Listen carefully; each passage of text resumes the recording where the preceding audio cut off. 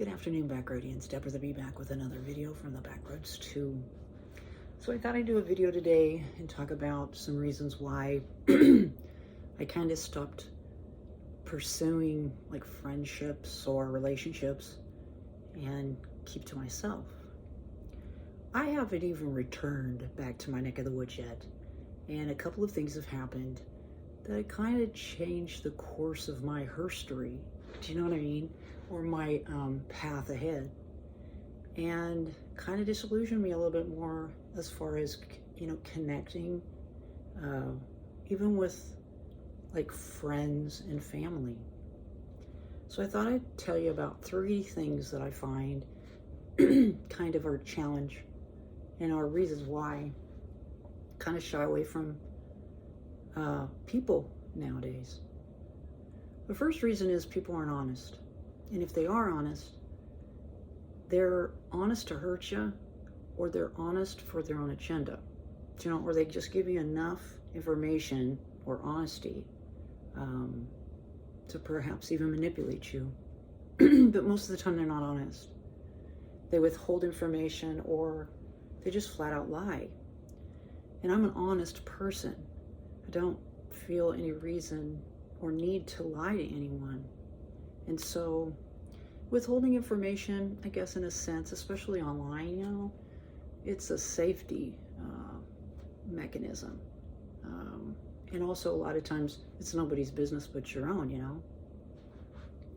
Secondly, people make their issues your issues, or in some way their issues affect your life. And I had lots of issues before. And I honestly believe that through just introspection and contemplation and spending time alone,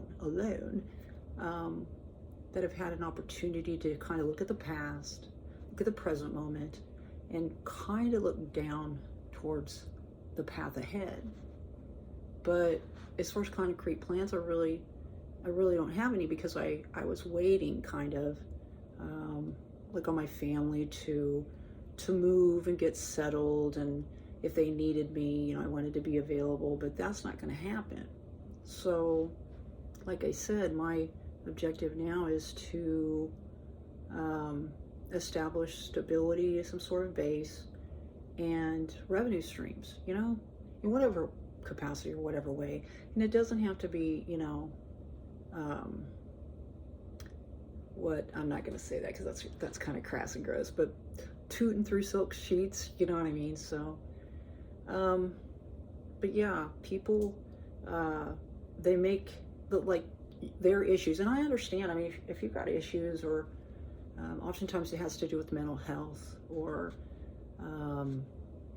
whatever your issue is, I understand totally. And no one's perfect, and no one has everybody's got challenges, just say that. But it doesn't give you the right to I was going to say abuse, because I think sometimes when people are not honest and they allow their issues to invade your time with them or whatever, that is kind of abuse, because those issues don't have anything to do with you. Now, here's the thing about the issues that might have something to do with you, and this dishonesty, as I said, these 3 things. Sometimes people hold grudges. And even if you don't even know that you have anything to do with that, oftentimes those grudges are related to their issues, and are related to them not being honest as far as whatever they believe that you had to do with those issues. And so therefore, the grudge that they hold can affect their issues, and in turn, because they're not honest, you have no idea what's going on. You have no idea what you did. You have no idea how you're involved in that, whatever issue it is, And so I find that, especially if you're a caring individual and you kind of let things slide and let things go and try to understand people, you try to, there's someone in our family that nobody likes, and everybody warned me and told me that I was crazy because I was trying to understand this individual. and where they had been and the things that they'd been through in life. And I was one of the only people in the entire family that would ever stick up for this person. And they all told me there'd come a day, and that day came.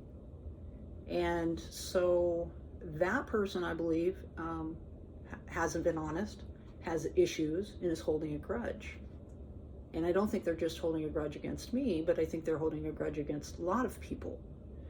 And I understand about holding the grudge as well, because, it's hard not to have hard feelings towards people that you believe intentionally set out to affect your life in a detrimental way, or to hurt you in some way.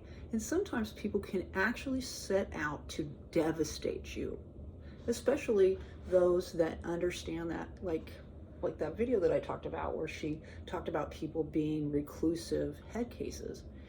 If you know that someone has a mental illness and then you start to do things, and that's, I guess, considered gaslighting, you would be considered narcissistic, wouldn't you?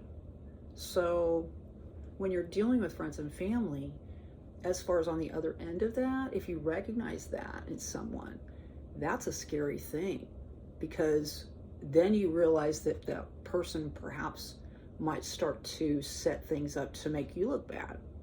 And that's why I don't want to be a part of any of that anymore.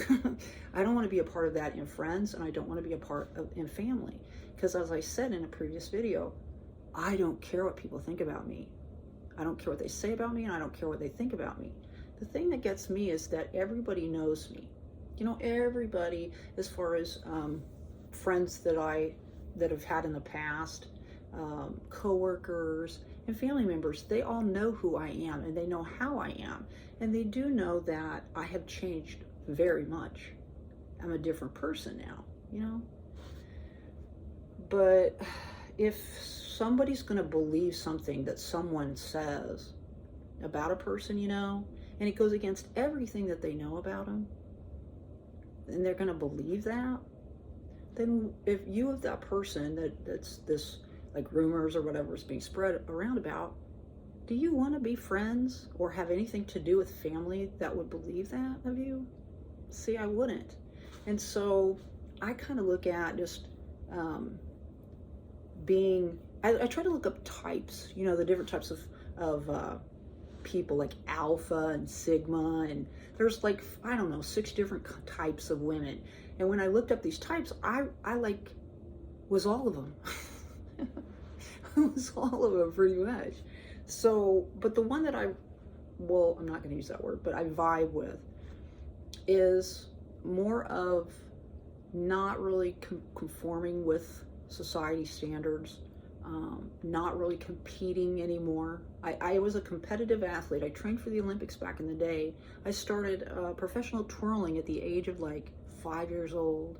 I started in competitive track and field at the age of 10.